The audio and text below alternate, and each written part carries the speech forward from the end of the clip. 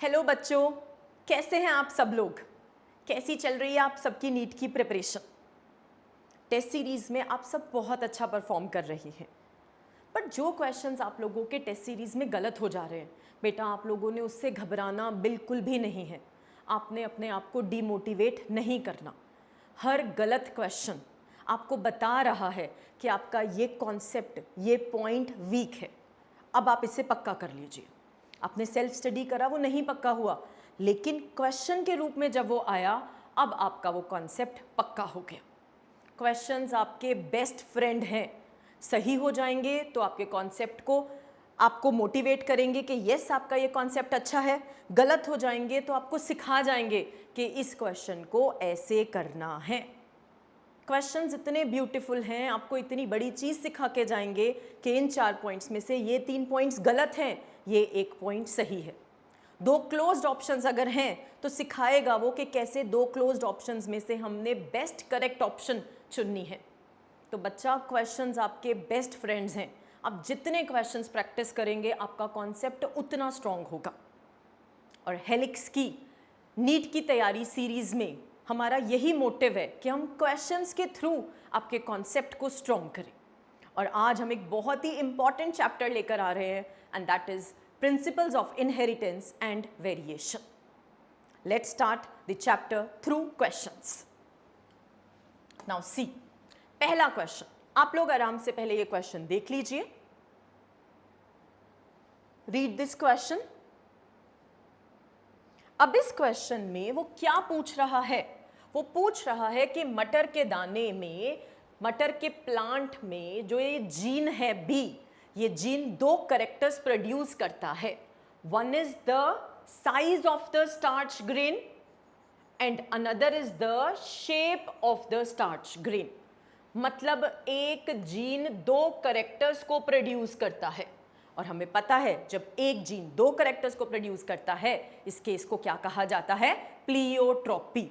But question यहाँ ये पूछना चाह रहा है कि दोनों कैरेक्टर्स में अलील्स की आपस में इंटरैक्शन कैसी है। तो जानते हैं इसे, वेरी इंपॉर्टेंट क्वेश्चन। प्लियोट्रॉपी अपने आप में बहुत इंपॉर्टेंट टॉपिक है। मेंडल क्या कहते थे? एक जीन कंट्रोल करता है एक कैरेक्टर को, बट अब हमने जाना एक जीन एक से ज्यादा कैरेक्टर को भी कंट्रोल कर सकता है। और यहाँ पर पी प्लांट में वो जो जीन है वो क्या है? बी। उस जीन के 2 अलील्स हैं। 2 अलील्स हैं तो हमारे पास 3 पॉसिबल जीनोटाइप्स हो सकते हैं। Capital B, capital B, capital B, small B, small B, small B. Capital B के केस में स्टार्च की सिंथेसिस बहुत ज्यादा होगी, लार्ज अमाउंट में स्टार्च बनेगा। और जब लार्ज अमाउंट में स्टार्च बनेगा तो size of the starch grain क्या होगा? लार्ज। एंड शेप क्या होगी? Round. In case of capital B, small B, ज्यादा मात्रा में स्टार्च की सिंथेसिस नहीं होगी, इंटरमीडिएट अमाउंट में सिंथेसिस होगी, जिसकी वजह से size of the starch grain क्या होगा? इंटरमीडिएट। लेकिन शेप अभी भी क्या है? Round. In case of small B, starch की सिंथेसिस बहुत लेस अमाउंट में होगी, जिसके चलते सीड का साइज बहुत ही छोटा होगा एंड शेप रिंकल्ड होगी। तो आप यहां देख सकते हैं एक ही जीन कंट्रोल कर रहा है 2 कैरेक्टर्स को। One is the size, second is the shape. अब क्वेश्चन पूछ रहा है कि अलील्स का इंटरैक्शन कैसा है अगर हम कंसीडर करते हैं साइज को। तो अगर हम कंसीडर कर रहे हैं साइज को और लार्ज साइज सीड वाले प्लांट को अगर हम क्रॉस करते हैं विद स्मॉल सीड प्लांट, तो हमारा F1 हाइब्रिड जो बन रहा है वो कैसा बन रहा है? इंटरमीडिएट। मतलब वो किसी भी पेरेंट को रिजेंबल कर रहा है, या in between the 2 parents, in between the 2 parents. और इन बिटवीन द 2 पेरेंट्स है तो ये क्या शो कर रहा है? Incomplete dominance. मतलब कैपिटल बी स्मॉल बी को कंप्लीटली दबा नहीं पा रहा। यहां क्या शो कर रहा है? Incomplete dominance. बट जब हम बात कर रहे हैं शेप की, शेप के केस में जब राउंड सीड के प्लांट को क्रॉस किया जाएगा विद रिंकल्ड सीड का प्लांट, इन दैट केस मेरे पास F1 हाइब्रिड जो बन रहा है वो कैसा ट्रेट शो कर रहा है? Like none of its parents या one of its parents? One of its parent, जैसे मेंडल ने बताया था। दैट मीन्स यहाँ कैपिटल बी स्मॉल बी को कंप्लीटली डोमिनेट कर रहा है। It is a case of complete dominance. It is a case of complete dominance. तो एक ही जीन दो कैरेक्टर प्रोड्यूस कर रहा है, कभी वो बिहेव कर रहा है इनकम्प्लीटली डोमिनेंट और कभी वो बिहेव कर रहा है एज कंप्लीट डोमिनेंट। तो हमारा यहां आंसर क्या बनेगा? For the shape it is complete dominant, for the size it is incomplete dominant. Answer will B 2। आप इसे एक बलून की एनालॉगी से भी समझ सकते हैं। जैसे अगर मैं एक बलून को फुला रही हूं तो बलून में हवा भरना इज इक्विवेलेंट टू स्टार्च का बनना। तो मैंने बहुत ज्यादा मात्रा में हवा भरी, आप इमेजिन कर सकते हैं बलून का साइज क्या होगा? लार्ज। शेप क्या होगी? राउंड। अब अगर मैंने कम मात्रा में हवा भरी तो बलून का साइज क्या होगा? इंटरमीडिएट, बट शेप अभी भी क्या होगी? राउंड। और अगर मैंने ना के बराबर हवा भरी तो बलून का साइज क्या होगा? छोटा सा, एंड शेप क्या होगी? रिंकल्ड सी। तो आप तो बस हवा ही भर रहे हैं, वो दोनों चीजों को अफेक्ट कर रहा है, बलून के साइज को भी शेप को भी। वैसे ही यहां पर एक ही काम हो रहा है, एक ही जीन है, स्टार्च की सिंथेसिस कर रहा है, बट वो कंट्रोल कर रहा है दो कैरेक्टर्स को, साइज को भी शेप को भी। Here it is showing incomplete dominance, here it is showing complete dominance. यही एनसीईआरटी बड़ा ब्यूटीफुल पॉइंट लिखती है इसी केस के लिए कि इसका मतलब यहां आप आंख बंद करके नहीं कह सकते कि कैपिटल बी स्मॉल बी पर हमेशा कंप्लीटली डोमिनेंट ही होगा, क्योंकि वो कंप्लीटली डोमिनेंट भी हो सकता है, इनकम्प्लीटली डोमिनेंट भी हो सकता है। तो इसका मतलब बड़ा ब्यूटीफुली एनसीईआरटी लिखती है कि डोमिनेंट होना is not an independent, not an autonomous feature of the gene। ये जीन का अपना इंडिपेंडेंट फीचर नहीं है। तो जीन डोमिनेंट होगा, अलील डोमिनेंट होगा या नहीं होगा, ये किस पे डिपेंड करता है? ये डिपेंड करता है जीन पर भी, लेकिन सिर्फ जीन पे नहीं डिपेंड करता, जीन पर भी डिपेंड करता है, जीन के प्रोडक्ट पर भी डिपेंड करता है, वो कौन सा एंजाइम प्रोड्यूस कर रहा है, वो एंजाइम कौन सा फिनोटाइप प्रोड्यूस कर रहा है, एंड आपने कौन सा करेक्टर, कौन सा फिनोटाइप चुना है टू स्टडी। अगर आपने चुना है साइज तो इनकम्प्लीट डोमिनेंस, अगर आपने चुना है शेप तो कंप्लीट डोमिनेंस। समझ आया? Now see next question. When a yellow bodied and white eyed female को क्रॉस करवाया with a brown body red eyed male और उनकी एवन प्रोजेनी को इंटर क्रॉस करा तो क्या रिजल्ट आएगा? ये आ गया जी आपके थॉमस हंट मॉर्गन का डाई हाइब्रिड क्रॉस। अब इस क्रॉस को समझने के लिए हमें लिंकेज को समझना बहुत जरूरी है।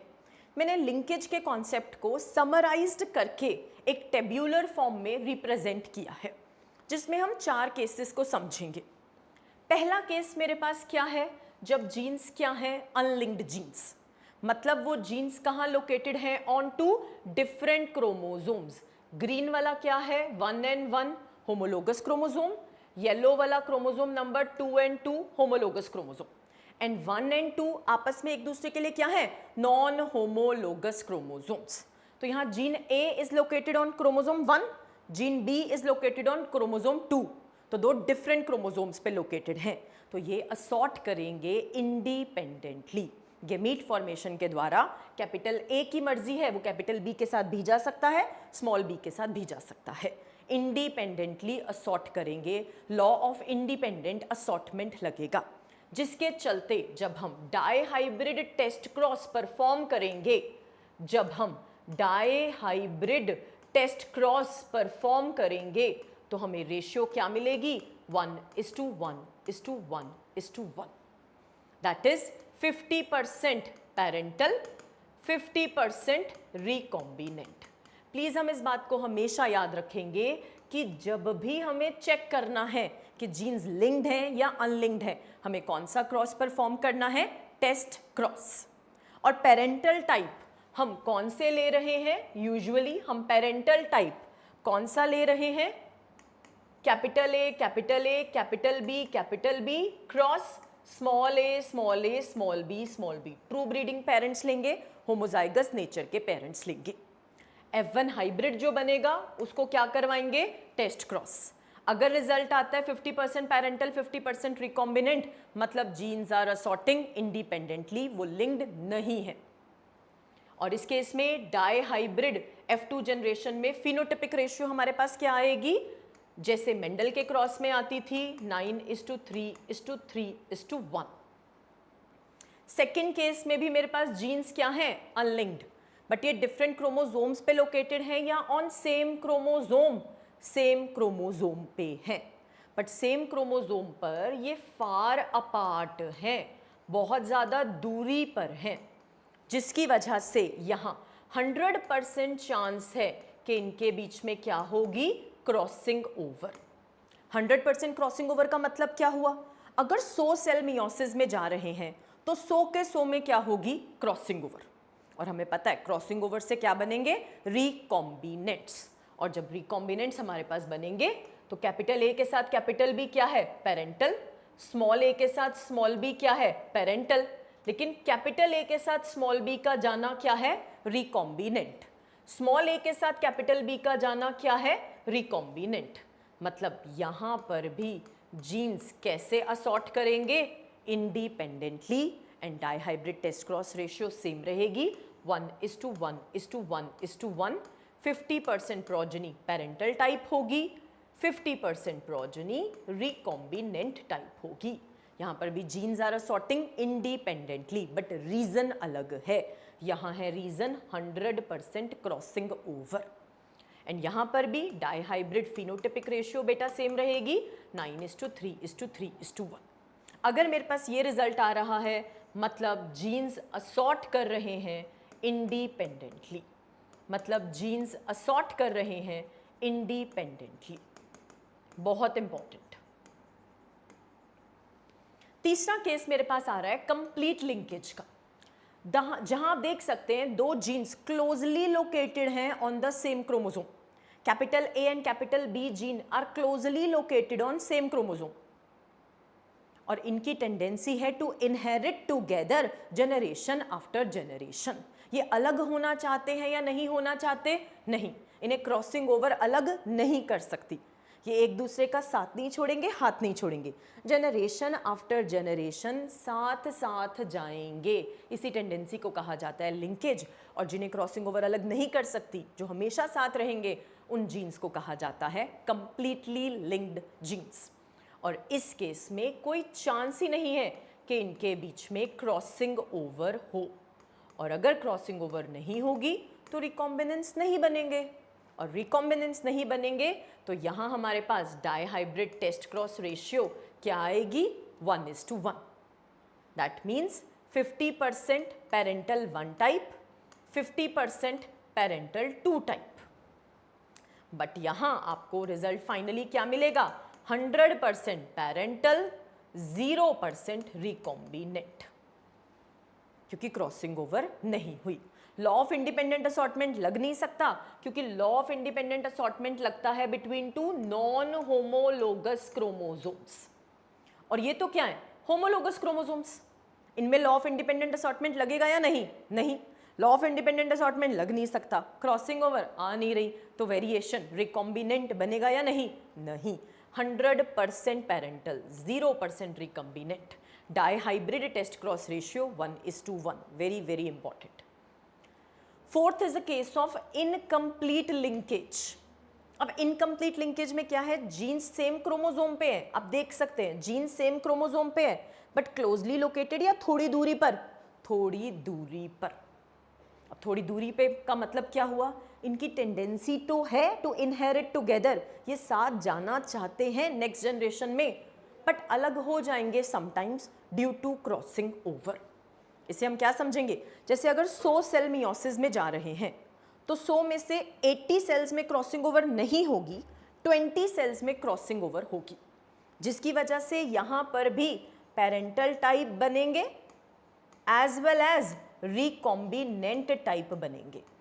लेकिन सभी सेल्स में क्रॉसिंग ओवर हो रही है, 100 के 100 सेल्स में क्रॉसिंग ओवर हो रही है, या सिर्फ 20 सेल्स में, सिर्फ 20 सेल्स में, तो रिकॉम्बिनेंट्स बनेंगे तो, बट रिकॉम्बिनेंट्स की परसेंटेज हमेशा 50% से क्या होगी, कम। एंड पेरेंटल की परसेंटेज हमेशा 50% से क्या होगी, ज़्यादा। रिकॉम्बिनेंट्स की परसेंटेज 50% से कम, पेरेंटल की परसेंटेज 50% से ज़्यादा। अब पेरेंटल की परसेंटेज ज़्यादा, इसका मतलब जीन्स अपने पेरेंटल कॉम्बिनेशन में रहना चाहते हैं, बट समटाइम्स अलग हो जाते हैं ड्यू टू क्रॉसिंग ओवर, जिसकी वजह से रिकॉम्बिनेंट्स बनेंगे तो, बट कितने, लेस देन 50%। और इस केस में हमें डाईहाइब्रिड टेस्ट क्रॉस रेशियो 1:1:1 नहीं मिलेगी। F2 फिनोटिपिक डाईहाइब्रिड रेशियो जो 9:3:3:1 आती है, कब, जब jeans are assorting independently. But यहाँ इंडिपेंडेंटली असॉर्ट कर रहे हैं या नहीं कर रहे, नहीं कर रहे। बड़ा ब्यूटीफुली एनसीईआरटी लिखती है, इस केस में रेशियो अच्छी खासी डेविएट करेगी फ्रॉम 9:3:3:1, माने ये रेशियो नहीं आएगी अगर केस इनकम्प्लीट लिंकेज का है। तो अगर मुझे रिजल्ट मिल रहा है 50% parental 50% recombinant, that means genes are assorting independently. अगर मुझे केस मिल रहा है 100% पैरेंटल 0% रिकॉम्बिनेंट, मतलब जीन्स क्या शो कर रहे हैं, कंप्लीट लिंकेज। और अगर पैरेंटल परसेंटेज 50% से ज़्यादा एंड रिकॉम्बिनेंट 50% से कम, it is a clear cut case of incomplete linkage. NCERT पूछता है कि लिंक्ड जीन्स कौन सा लॉ नहीं फॉलो करेंगे, या ऐसा पूछा जाता है कौन से genes law of independent assortment को नहीं फॉलो करेंगे। तो जो हमारे लिंक्ड जीन्स हैं ये इंडिपेंडेंटली असॉर्ट नहीं करते, इन पे लॉ ऑफ इंडिपेंडेंट असॉर्टमेंट लगेगा या नहीं लगेगा, नहीं लगेगा। अब हम देखते हैं अपना question. This is our question.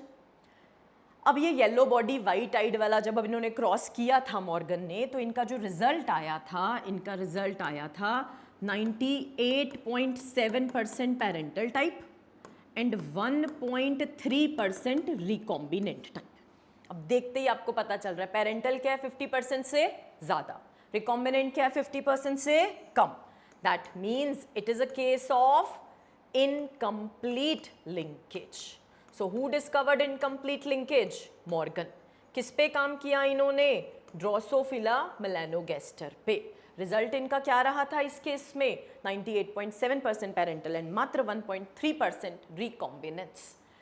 इसका मतलब यहाँ जीन्स इंडिपेंडेंटली असॉर्ट कर रहे हैं या नहीं कर रहे, नहीं कर रहे। फिनोटिपिक F2 रेशियो 9:3:3:1 आएगी या नहीं आएगी, नहीं आएगी। Now let's read this question. Two genes did not segregate independent of each other. Yes, ये independently segregate नहीं करेंगे। Two genes segregate independently of each other. ना, independently segregate नहीं करेंगे। F2 रेशियो अच्छी खासी डेविएट करेगी फ्रॉम 9:3:3:1। Yes. आंसर क्या होगा हमारा, 1 and 3। आई होप आप इस कॉन्सेप्ट को समझे। The summary chart is very, very important. Now next. अब जीन्स के बीच में, लिंक्ड जीन्स के बीच में इनकम्प्लीट लिंकेज के केस में क्रॉसिंग ओवर कितनी होगी, कितने रिकॉम्बिनेंट्स बनेंगे, ये कैसे पता चलेगा, ये डिपेंड करेगा on the distance between two genes. अगर दो जीन्स के बीच का डिस्टेंस कम होगा तो उनके बीच में चांसेस ऑफ क्रॉसिंग ओवर क्या होंगे, कम। और जैसे जैसे दो जीन्स के बीच का डिस्टेंस बढ़ता जाएगा उनके बीच में चांसेस ऑफ क्रॉसिंग ओवर बढ़ते जाएंगे, जिसके चलते रिकॉम्बिनेंट्स की परसेंटेज क्या होगी, ज़्यादा। Very very important. जैसे जैसे distance between linked genes increases, frequency of crossing over between them increases, number of recombinants increases, recombination frequency increases. And Morgan ने इसके लिए बड़ा ब्यूटीफुल फॉर्मूला दिया जिसमें उन्होंने कहा कि कभी भी किसी प्रोजेनी में हमें देखना है कि रिकॉम्बिनेंट्स की परसेंटेज कितनी होगी, तो हम कैसे देखेंगे, number of recombinants upon total progeny into 100, आपके पास परसेंटेज ऑफ रिकॉम्बिनेंट्स आ जाएगी। I hope it is clear to each one of you. और कभी भी हमारे पास कोई रिजल्ट आ रहा है, मान लो वो क्वेश्चन में कह रहा है कि 1000 इंडिविजुअल्स की पॉपुलेशन है जिसमें से 400 इंडिविजुअल्स का जीनोटाइप है कुछ, 400 इंडिविजुअल्स का जीनोटाइप है ए बी करके, 400 इंडिविजुअल्स हैं small A small B, 100 individuals हमारे पास हैं कैपिटल ए के साथ स्मॉल बी, 100 इंडिविजुअल्स हैं स्मॉल ए के साथ कैपिटल बी। मान लो आपको नहीं समझ आ रहा कौन सा पेरेंटल कौन सा रिकॉम्बिनेंट, तो भैया सीधी सी बात है, पेरेंटल परसेंटेज हमेशा 50% से क्या है ज़्यादा इनकम्प्लीट लिंकेज के केस में, और रिकॉम्बिनेंट्स का परसेंटेज क्या है 50% से कम। तो मुझे तो कुछ और करना ही नहीं, मुझे सीधा ही पता चल गया कि ये पक्का पक्का पेरेंटल टाइप है, ये पक्का पक्का रिकॉम्बिनेंट टाइप है। और रिकॉम्बिनेंट की परसेंटेज कैसे निकालोगे, नंबर ऑफ रिकॉम्बिनेंट्स कितना आया 200 अपॉन टोटल प्रोजेनी 1000 इंटू 100, आपका रिजल्ट आ जाएगा, सिंपल। नेक्स्ट देखते हैं question. Now how many statements are true. ध्यान से ऐसे क्वेश्चंस में जब लिखा है ट्रू, ट्रू को अंडरलाइन करेंगे।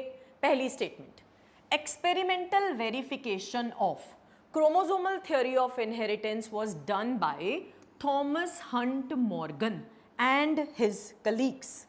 देखो, क्रोमोसोमल थ्योरी ऑफ इनहेरिटेंस आपसे पूछा जाए दी किसने थी, तो क्रोमोसोमल थ्योरी ऑफ इनहेरिटेंस दी थी सटन एंड बोवरी ने इंडिपेंडेंटली इन ईयर 1902। लेकिन उसकी एक्सपेरिमेंट करके वेरिफिकेशन किसने की थी, थॉमस हंट मॉर्गन में, जिसमें उन्होंने प्रूव किया था कि यस आई कलर का gene is located on X chromosome of Drosophila. इस बात को एक्सपेरिमेंटल प्रूव किसने किया था, थॉमस हंट मॉर्गन ने। But chromosomal theory of inheritance पूछा जाए किसने दी थी, तो प्लीज ध्यान से सटन एंड बोवरी ने इंडिपेंडेंटली दी थी 1902 में।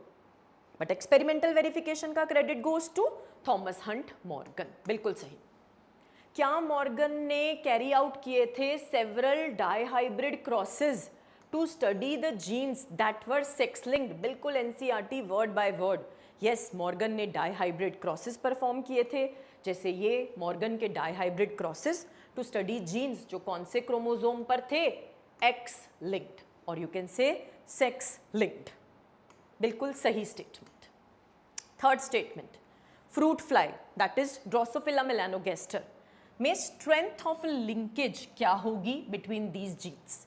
अब इसको समझने के लिए हम मॉर्गन का डाईहाइब्रिड क्रॉस समझते हैं।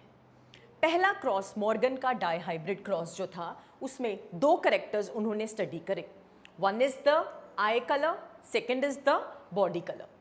अब ड्रोसोफिला में आई कलर में red I colour is a dominant trait, white I colour is a recessive trait. Wild type trait भी बोल सकते हैं, वाइल्ड टाइप जो पॉपुलेशन में ज्यादा पाया जाता है, and this is the mutant type भी बोल सकते हैं। तो रेड आई डोमिनेंट, वाइट आई रिसेसिव। वाइट आई को हमने रिप्रेजेंट किया बाय द स्मॉल लेटर और रेड आई को रिप्रेजेंट किया है small w plus. Body colour की बात करें तो उसमें भी दो ट्रेट्स हैं, one is the yellow body colour and second is the brown body colour. Yellow is the recessive trait, mutant type. Wild type trait, dominant trait is brown color of the body, that is Y plus। दो character study कर रहे हैं, eye colour, body colour, किसमें, drosophila melanogaster. One is the yellow body white eyed female को cross करवाया with the brown body red eyed male. F1 progeny आई हमारे पास। F1 में फीमेल कैसी है, डाईहाइब्रिड, मेल कैसा है, हेमिजाइगस नेचर। फीमेल हमारे पास कैसी आ रही है, मैंने यहाँ साइड में बना दी है, brown body with red eyed, और उसे हम क्रॉस करवाएंगे F1 जनरेशन के मेल से। सही मायने में जब भी हमें देखना है जीन्स लिंक्ड है या अनलिंक्ड, हम क्या परफॉर्म करते हैं, टेस्ट क्रॉस। और यहाँ पर F1 का जो मेल है वो रिसेसिव पेरेंट ही है, और टेस्ट क्रॉस में रिसेसिव पेरेंट के साथ ही क्रॉस करवाया जाता है। तो इसको हमने F1 से F1 ही सेल्फिंग कर दी, बट ये एक्चुअली उसका क्या रिप्रेजेंट कर रहा है, टेस्ट क्रॉस। फीमेल से गेमीट्स बनेंगे, ये मेल से गेमीट्स बनेंगे। फाइनल जो रिजल्ट आएगा जब उसको मॉर्गन ने सेम अपना जितने भी प्रोजनी में बच्चे बने, जब उनका नंबर ऑफ रिकॉम्बिनेंट्स देखा तो उसने वही अपना फॉर्मूला लगाया रिकॉम्बिनेंट परसेंटेज का, number of recombinants upon total progeny into 100, number of recombinants upon total progeny into 100। और इस केस में उसके पास जो रिकॉम्बिनेंट्स की परसेंटेज आई है दैट इज मात्र 1.3%। एंड पेरेंटल टाइप क्या आया है, 98.7%। That means it is a clear cut case of parental 50% से ज़्यादा, that means it is a clear cut case of incomplete linkage. Gene साथ रहना तो चाहते हैं बट अलग हो जाते हैं due to crossing over. Similarly उन्होंने एक और डाईहाइब्रिड क्रॉस परफॉर्म करा जिसमें उन्होंने स्टडी करे दो characters, one again is the eye colour and second is the wing size. Wing size में normal wing size dominant trait and miniature wing size is the recessive trait और you can say mutant type. Same वैसे ही cross करवाया, F1 generation आई उसको recessive parent के साथ cross करवाया, यहाँ मैं F1 सेल्फिंग भी कह सकती हूँ। और जो F2 जनरेशन में रिजल्ट आया, पेरेंटल टाइप कितना आ रहा है 62.8% एंड रिकॉम्बिनेंट 37.2%। अगेन पेरेंटल 50% से ज़्यादा, रिकॉम्बिनेंट 50% से कम। So it is a clear cut case of incomplete linkage, clear cut case of incomplete linkage. अब देखिए नेक्स्ट स्लाइड पे हमने ड्रोसोफिला के एक्स क्रोमोसोम पर तीनों जीन्स की पोजीशन दिखा दी। अब gene for eye colour and body colour क्या है, क्लोजली लोकेटेड जीन्स हैं। अब क्योंकि ये दो जीन्स क्लोजली लोकेटेड हैं जिसकी वजह से इनके बीच में रिकम्बिनेशन फ्रीक्वेंसी क्या आई, लो। और वो रिकम्बिनेशन फ्रीक्वेंसी कितनी आई है, मात्र 1.3%। But gene for eye colour and colour के बीच में डिस्टेंस क्या है, ज्यादा। That means they are closely linked genes या loosely linked genes, loosely linked jeans.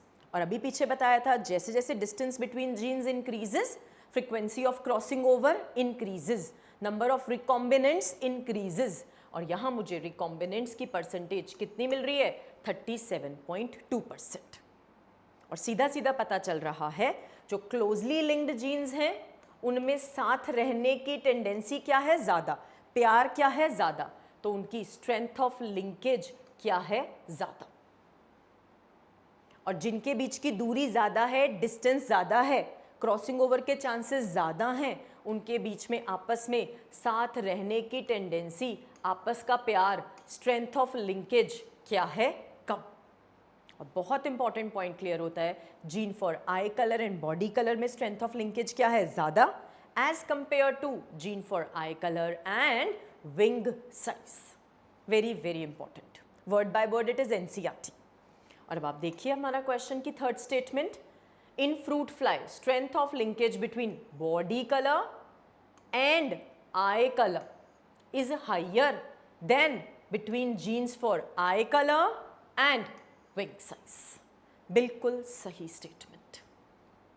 Next आ गए हमारा एल्फ्रेड स्टुएटवेंट जो कि स्टूडेंट है मॉर्गन के।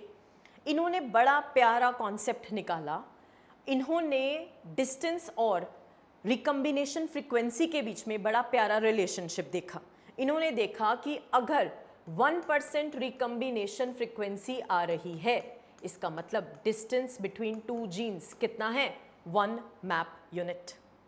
अगर 10% रिकम्बिनेशन फ्रीक्वेंसी आ रही है तो दो जीन्स के बीच का डिस्टेंस कितना है, 10 मैप यूनिट। और इस तरह इन्होंने पहली बारी जेनेटिक मैप क्रिएट किया। और मात्र इस स्टेटमेंट पे 2 बार नीट में क्वेश्चन आ चुका है, 2019 में और 2023 में, if I am not wrong. तो एल्फ्रेड स्टुएटवेंट यूज्ड की उसने किसको, frequency of recombination between gene pairs on the same chromosome as a measure to find out the distance between genes, और फिर उनकी पोजीशन को मैप किया ऑन द क्रोमोसोम और क्या जनरेट करा, gene mapping. Very very important point. क्या ये भी हमारी स्टेटमेंट सही है, येस और no? Yes, all the 4 statements are correct. ध्यान से गलती से 4 नहीं कर देना। ऑप्शन 1। नाउ अब इसी एल्फ्रेड स्ट्रेटवेंट ने जो लिंकेज मैपिंग, जीन मैपिंग का कॉन्सेप्ट दिया, उसी के आधार पर आप लोग अब ये देखो, आई कलर और बॉडी कलर के बीच की रिकम्बिनेशन फ्रीक्वेंसी कितनी है? 1.3%। इसका मतलब इन दोनों जीन्स के बीच का डिस्टेंस कितना होगा? 1.3 मैप यूनिट। आई कलर और विंग साइज के बीच का रिकम्बिनेशन फ्रीक्वेंसी कितना है? 37.2%। मतलब इन दो जीन्स के बीच का डिस्टेंस कितना होगा? 37.2 map unit. I hope it is clear. Next देखिए, अब नीट 2022 में रिकम्बिनेशन फ्रीक्वेंसी के आधार पर एल्फ्रेड स्ट्रेटवेंट के जो उन्होंने फॉर्मूला डिवाइस करा, उसके आधार पर हमें जीन मैपिंग करनी है। अब इस क्वेश्चन को हम कैसे करेंगे? हमने पहले अपना डाटा मैंने यहाँ लिख दिया कि जो भी आपको दिया है कि ए और सी के बीच की रिकम्बिनेशन फ्रीक्वेंसी कितनी है? 5%। तो डिस्टेंस कितना हो गया? 5 मैप यूनिट। बी और सी के बीच की रिकम्बिनेशन फ्रीक्वेंसी कितनी है? 15%। तो डिस्टेंस कितना हो गया? 15 मैप यूनिट। बी और डी के बीच में रिकम्बिनेशन फ्रीक्वेंसी कितनी है? 9 मैप यूनिट। तो डिस्टेंस कितना हो गया? 9%। तो डिस्टेंस कितना हो गया? 9 मैप यूनिट। सेम वेज हमने यहाँ मैप यूनिट में डिस्टेंस को रख लिया। अब जीन मैपिंग जब मुझे करनी है तो जीन मैपिंग में 2 चीज़ें देखी जाती हैं। One is the order of the genes and second is the relative distance between the genes. अब ऐसे क्वेश्चंस में सबसे बेस्ट रहता है कि हम 2 जीन्स उनको पहले पोजीशन कर लें जिनके बीच का डिस्टेंस सबसे दूरी पर है। अब अगर मैं यहाँ देखूँ ए और डी जीन्स के बीच का डिस्टेंस कितना है? 29 मैप यूनिट। मैंने यहाँ इसे ड्रॉ कर लिया। दूसरा इससे कम वाला क्या है मेरे पास? दैट इज, एक सेकेंड में यहाँ से रब कर देती हूँ। दूसरा जो मेरे पास है that is C and D. C के साथ डी मैंने यहाँ लगा दिया and it comes out to be 24 map unit. अब मैं देखती हूँ मैंने सी की पोजीशन ठीक लगाई है या नहीं लगाई। It is a hit and trial method. अब अगर मैं सी को यहाँ प्लेस करती हूँ तो ए और सी का बीच का डिस्टेंस कितना होना चाहिए? 29 minus 24, that has to be 5 map unit. अब देखते हैं क्या इसका डिस्टेंस 5 मैप यूनिट गिवन है? ए और सी का डिस्टेंस कितना गिवन है? 5 मैप यूनिट। मतलब मैं ठीक चल रही हूँ। अब मैं देखती हूँ डी के साथ बी का रिश्ता। डी और बी के बीच का डिस्टेंस कितना है? 9 मैप यूनिट। अब मुझे नहीं पता मैं इसे कहाँ प्लेस करूँ, तो एक बार मैंने डी को बी के साथ इधर प्लेस कर दिया, डी के साथ बी को इधर प्लेस कर दिया with the distance between them as 9 map unit. अगर मैं यहाँ प्लेस करती हूँ इस अकॉर्डिंग, सी और बी का डिस्टेंस मेरा होना चाहिए 24 + 9, बट यहाँ सी और बी का डिस्टेंस क्या दिया हुआ है? 15 मैप यूनिट। मतलब ये सही है या गलत? गलत। तो मुझे बी को यहाँ प्लेस करना चाहिए या नहीं? नहीं। तो मैं अब देखती हूँ, अब मैं बी को कहाँ प्लेस करूँ? Let's see that. अब अगर मैं बी को यहाँ प्लेस करूँ, हियर, बी और डी का डिस्टेंस मुझे कितना गिवन है? 9 मैप यूनिट। बी और डी का डिस्टेंस 9 मैप यूनिट। और अगर मैं इसे यहाँ प्लेस करती हूँ तो C और B के बीच में डिस्टेंस कितना आना चाहिए? 24 minus 9 and it comes out to be 15 map unit. तो देखिए क्या B और C का डिस्टेंस 15 मैप यूनिट है? बिल्कुल सही। मतलब हमने जो जीन मैप क्रिएट करा इट इज सही। इसकी सीक्वेंस क्या रहेगी? A C B D। A C B D। Option is 4। ऐसे क्वेश्चंस में अगर आप ऐसे ना भी बना पाएं तो आप ऑप्शन वाइज करो। पहली ऑप्शन बना के देखो, सेट बैटरी है दूसरी ऑप्शन बना के देखो, वैसे भी कर सकते हैं। बहुत इंपॉर्टेंट है। नेक्स्ट देखिए, बहुत इंपॉर्टेंट एनसीईआरटी की लाइन, लिंकेज किसने डिस्कवर करी? मॉर्गन ने। Thomas Hunt Morgan, he is also known as father of experimental genetics. किसने क्वाइन की टर्म लिंकेज? मॉर्गन ने। एनसीईआरटी बड़ा ब्यूटीफुली दिखाती है कि उन्होंने कैसे डिफाइन किया लिंकेज को, as a physical association of genes on a chromosome. वो जीन्स जो सेम क्रोमोसोम पर फिजिकली एसोसिएटेड हैं एंड उनकी टेंडेंसी है टू इनहेरिट टुगेदर, उन जीन्स को क्या कहा जाता है? Linked genes. मॉर्गन ने ही जो रिकॉम्बिनेंट्स बने थे वो पेरेंटल टाइप है या non parental type? Non parental type.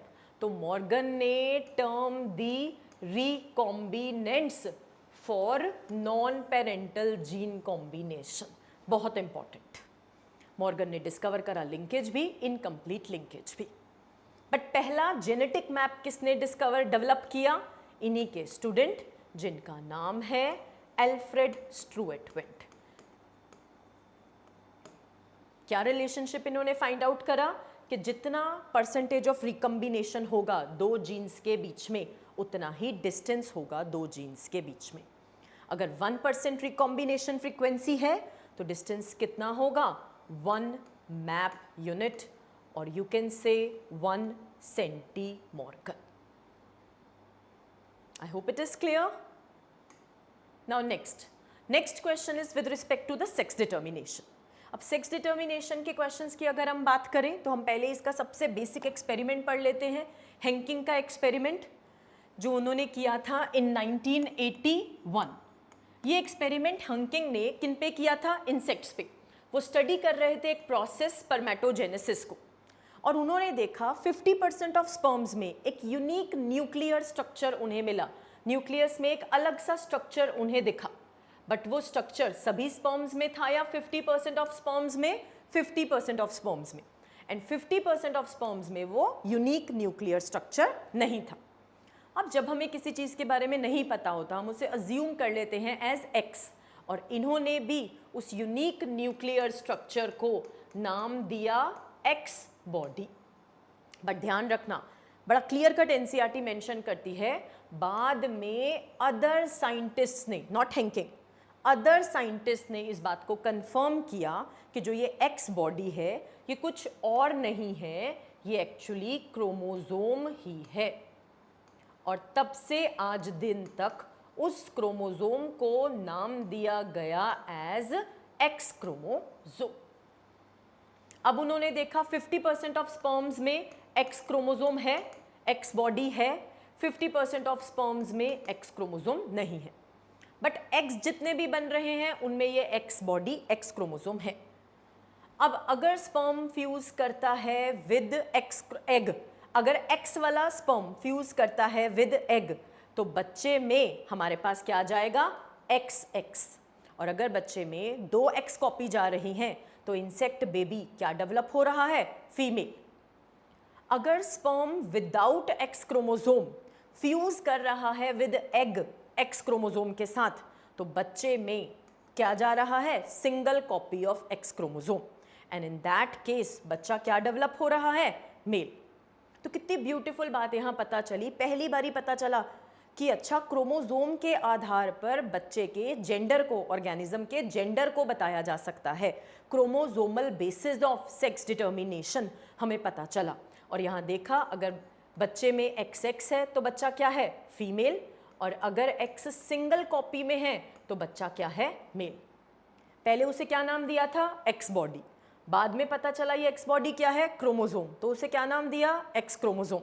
फिर देखा कि भैया ये एक्स क्रोमोसोम तो बच्चे के जेंडर को, सेक्स को डिटरमाइन करने में मदद कर रहा है, और क्योंकि ये सेक्स को डिटरमाइन करने में मदद करता है इसीलिए इसे नाम दिया गया सेक्स क्रोमोसोम। बहुत सिंपल है और सिंपल टॉपिक है, और इससे नंबर गेन करना बड़ा आसान है। सिंपल सीधी सी बात है कि chromosomal basis of sex determination. फिर देखा और भी जीव होंगे जिनमें क्रोमोसोम के आधार पर सेक्स को डिटरमाइन किया जा सकता है। सबसे पहले तो मैंने यही लिखा है XXXO टाइप, जिसमें फीमेल क्या होगी? XX, एंड XO क्या होगा? मेल। पहली बात तो ये बड़ा इंपॉर्टेंट एनसीईआरटी मेंशन करती है कि इस तरह की sex determination is shown by large number of insects. Large number of insects इस तरह की सेक्स डिटर्मिनेशन शो करते हैं। अब फीमेल जो है वो यहाँ एक ही तरह का गैमीट बनाएगी और मेल जो है वो यहाँ दो तरह का गैमीट बनाएंगे, one with x chromosome, one without x chromosome. तो यहाँ हेट्रोगैमेटी कौन शो कर रहा है? मेल। और जो भी हेट्रोगैमेटी शो करेगा वही डिसाइड करेगा कि बच्चे का जेंडर क्या होगा, क्योंकि फीमेल ने तो एक ही तरह का एग बनाना है। अल्टीमेटली बच्चे का जेंडर कौन डिसाइड करेगा? हेट्रोगैमेटिक पेरेंट, कि अगर उसके एक्स वाले स्पर्म से फ्यूज करा तो बच्चा फीमेल और विदाउट एक्स से फ्यूज करा तो बच्चा मेल। एग्जाम्पल्स बहुत बहुत इंपॉर्टेंट है, तुम ऐसे याद रख लो। यहाँ ओ आ रहा है, ओ से ध्यान रखो, ओ मतलब यहाँ खाली है, एक्स नहीं है, तो ध्यान रख लो राउंड वॉर्म। उसके बाद आप आराम से गार्डन में घूम रहे थे, आपको वहाँ क्या मिला? Grass hopper. अब भागकर किचन में आ गए, आपको क्या मिला? कॉकरोच। अब भागकर बेड पे गए, वहाँ आपको बाय चांस क्या मिल गया? बग्स। तो प्लीज़ आप इसको ध्यान रखना, XXXO टाइप के examples very important. XXXY type की बात करें जो कि कुछ इंसेक्ट्स में पाई जाती है, एनसीईआरटी मेंशन करती है कुछ इंसेक्ट्स, और लार्ज नंबर ऑफ इंसेक्ट्स आया तो XXXO टाइप। ड्रोसोफिला इंसेक्ट में XXXY type as well as हम ह्यूमंस में। XX क्या है? Female, XY male, males are heterogametic. Here female heterogamety ZZZW very very important. कौन शो करते हैं? पहली बात तो ZZ यहाँ क्या रिप्रेजेंट कर रहा है? मेल के sex chromosomes. Homomorphic same similar pair of sex chromosome male में है, और फीमेल के पास यहाँ क्या है? Heteromorphic sex chromosome. तो फीमेल से जो एग्स बनेंगे उसमें 50% ऑफ एग्स में क्या होगा? Z, 50% ऑफ एग्स में क्या होगा? W। बट मेल्स क्या प्रोड्यूस करेंगे? एक ही तरह का स्पर्म। तो यहाँ बच्चे का जेंडर कौन डिसाइड करेगा? जो हेट्रोगैमेटिक है, that is female, that is ZW। Examples बहुत ध्यान से देखने हैं, fishes, reptiles, birds, hence, very very important. अब अगर हम हनी बी के केस में देखें तो हनी बी में अलग से कोई स्पेशल सेक्स क्रोमोसोम नहीं है।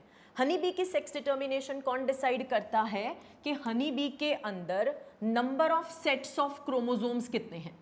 सिंगल सेट ऑफ क्रोमोसोम है, हैप्लॉयड है, या दो सेट ऑफ क्रोमोसोम है, डिप्लॉयड है। अलग से सेक्स क्रोमोसोम नहीं है, हैप्लॉयडी डिप्लॉयडी डिसाइड करेगी कि बच्चे का जेंडर क्या होगा। अब यहाँ हनी बी मेल क्या होता है? हैप्लॉयड, और फीमेल क्या होती है? डिप्लॉयड। तो अगर बच्चे में सिंगल सेट ऑफ क्रोमोसोम है तो वो क्या डेवलप होगा? मेल। अगर दो सेट ऑफ क्रोमोसोम है तो वो क्या डेवलप होगा? फीमेल।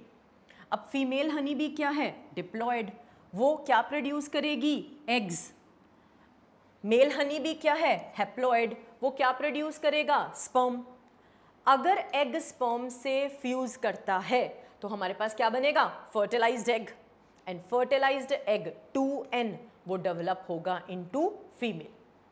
बट अगर एग अनफर्टिलाइज्ड है तो अनफर्टिलाइज्ड एग बिना फर्टिलाइजेशन के by the process of parthenogenesis develop हो जाएगा इनटू मेल्स। तो मेल डेवलप हो रहे हैं फ्रॉम अनफर्टिलाइज्ड एग, हैप्लॉयड, और मेल्स को कहा जाता है ड्रॉन्स। और फीमेल डेवलप हो रही है फ्रॉम फर्टिलाइज्ड एग, और उन्हें क्या कहा जाता है? फीमेल्स। अगर उन्हें शाही खाना खिलाया जाता है, रॉयल जेली खिलाया जाता है तो वो बन जाती है क्वीन, और अगर उन्हें बी ब्रेड नॉर्मल खिलाई जाती है तो वो बन जाती हैं वर्कर। इकलौती फर्टाइल फीमेल कौन होती है? क्वीन। बाकी वर्कर्स क्या होती हैं? स्टेराइल। ये तो समझ आ गया, बट एक और बड़ी प्यारी एनसीईआरटी की लाइन कि हनी बी के केस में मेल का ना फादर होता है ना सन होता है। कैसे समझेंगे उस लाइन को? अगर आप मेल की बात करो तो भाई मेल डेवलप हो रहा है अनफर्टिलाइज्ड एग से bye the process of parthenogenesis, मतलब यहाँ फादर का कोई कंट्रीब्यूशन ही नहीं है। तो मेल बच्चे का यहाँ कोई फादर है या नहीं है? नहीं है। और मेल से क्या बनेगा? स्पर्म। स्पर्म से तो अकेले बेबी बनेगा नहीं, उसको एग से फ्यूज करना ही पड़ेगा, और उससे क्या बनेगा? जाइगोट। और डिप्लॉयड होगा तो पक्का पक्का क्या बनेगी? फीमेल। इसका मतलब ना ही मेल का कोई फादर होता है, ना ही मेल का कोई बेटा हो सकता है, लेकिन मेल की जो डॉटर होगी उसके आगे बेटा हो सकता है, और वो बेटा इस मेल का क्या कहलाएगा? Grand son. और ये उसका क्या हो गया? Grand father. तो male honey bee do not have father, can not have son, but can have grandfather and grandson. बहुत इंपॉर्टेंट। अब देखते हैं हम अपना क्वेश्चन। ड्रोसोफिला कैसा सेक्स डिटर्मिनेशन होगा? Chromosomal basis of sex determination XXXY। Fowl that is birds की अगर हम बात करते हैं तो वहां हमारे पास क्या आ जाएगा? ZZZW। Grass hopper large number of insects क्या शो करते हैं? XXXO। Honey bee haploid diploid, male haploid, female diploid. A का हमारे पास आंसर क्या आ रहा है? 3, और कहीं है भी नहीं। हमारे पास आंसर क्या बनेगा? First option. नेक्स्ट क्वेश्चन देखो बच्चे, बड़ा ब्यूटीफुल असर्शन रीजन है कि हेन्स में, बर्ड्स में क्या sperm is responsible for the sex determination? बताओ जी। अब भी आप लोगों ने पढ़ा बर्ड्स में मेल क्या है? होमोमॉर्फिक, वो तो एक ही तरह का स्पर्म बनाएगा। फीमेल क्या है? हेट्रोमॉर्फिक, वो 2 तरह के एग्स बनाएगी। तो बच्चे का जेंडर क्या होगा? वो कौन डिसाइड करेगा? एग डिसाइड करेगा। और यहां असर्शन रीजन क्या कह रही है? क्या स्पर्म डिसाइड करेगा बच्चे के जेंडर को?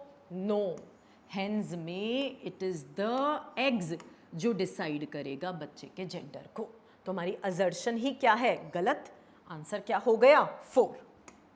Next question, very beautiful. सारे एनसीईआरटी के हमने मेजर साइंटिस्ट्स के नाम इकट्ठे एक क्वेश्चन में आपको दिखाए हैं। थॉमस हंट मॉर्गन ने क्या किया? थॉमस हंट मॉर्गन ने टर्म यूज की थी, आप बता सकते हैं, अभी हमने पढ़ा था, टर्म यूज की थी recombination for the formation of non parental gene combinations. Alfred Stuart ने मैपिंग की थी, mapping of genes on chromosome. Sutton and Boveri independently उन्होंने क्या दिया था? क्रोमोसोमल थ्योरी ऑफ इनहेरिटेंस, जिसमें उन्होंने कहा था कि जो मेंडल फैक्टर कर रहा है वो जीन्स एक्चुअली कहाँ लोकेटेड हैं? क्रोमोसोम्स पर लोकेटेड हैं। और सही मायने में ड्यूरिंग गेमीट फॉर्मेशन एक दूसरे से क्या अलग होते हैं? क्रोमोसोम्स। और जब क्रोमोसोम्स अलग होते हैं तो उन पे लगे हुए फैक्टर्स भी एक दूसरे से क्या हो जाते हैं? उन पे प्रेजेंट फैक्टर्स भी एक दूसरे से क्या हो जाते हैं? अलग, जिसे नाम दिया गया chromosomal theory of inheritance. Henking का एक्सपेरिमेंट जो अभी हमने 1981 का देखा, उन्होंने देखा था a specific unique nuclear structure called x body in 50% of sperms. अब प्लीज़ हमने बहुत ध्यान से देखना है, ए हमारा किसके साथ जा रहा है? 2 के साथ। 2 ऑप्शंस में ए 2 के साथ है, बी हमारा किसके साथ जा रहा है? 3 के साथ, बी 3 के साथ, सी 4 के साथ, डी 1 के साथ। So this is the correct answer. Now next question बच्चे, this question is about the aneuploidy is a chromosomal disorder जहां क्रोमोसोम का number is not the exact copy of his haploid set of chromosome. ये aneuploidy किस कारण होगी? अब देखो, aneuploidy को समझने के लिए हम म्यूटेशन को समझते हैं, बहुत इंपॉर्टेंट है। और इसमें ना इतनी इंपॉर्टेंट एनसीईआरटी की लाइंस हैं, आप लोग ध्यान से एनसीईआरटी पढ़ते ही नहीं हैं, या अगर पढ़ते हैं तो उस पर ध्यान नहीं देते, जिसकी बारीकी आज हम देखते हैं। म्यूटेशन, कोई भी हमारे जेनेटिक मटेरियल में सडन इनहेरिटेबल परमानेंट चेंज अगर हो रहा है तो उसे हम क्या नाम दे रहे हैं? म्यूटेशन, जिसको हमने ब्रॉडली 2 पार्ट्स में डिवाइड कर दिया। One is chromosomal mutation, second is gene mutation.